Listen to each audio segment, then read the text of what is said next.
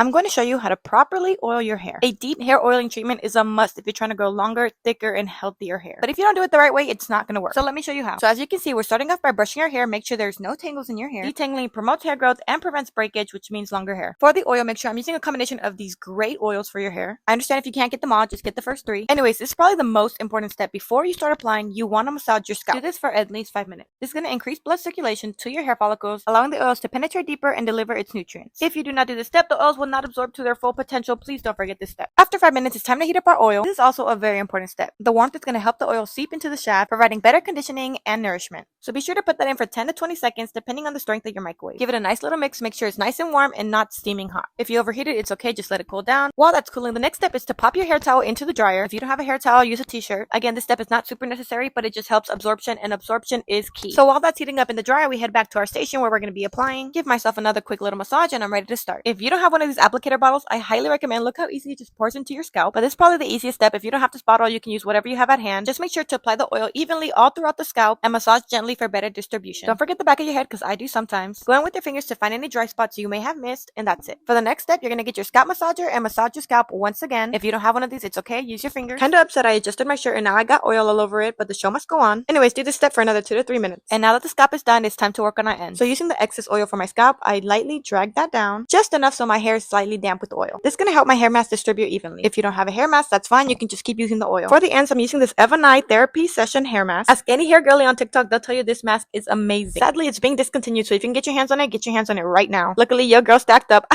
Anyways, now you're just going to start applying that to your ends. Again, nothing special to it, just make sure they're nice and saturated. After you're done with your hair, it's time to go get your towel. You can leave the hair clamp in or take it out, whatever's more comfortable, and just put the towel on as fast as possible so it can be at its warmest. Leave this on for 2 to 6 hours. Minimum 2 hours, max 6. After that, just shampoo and condition like normal and you're all done.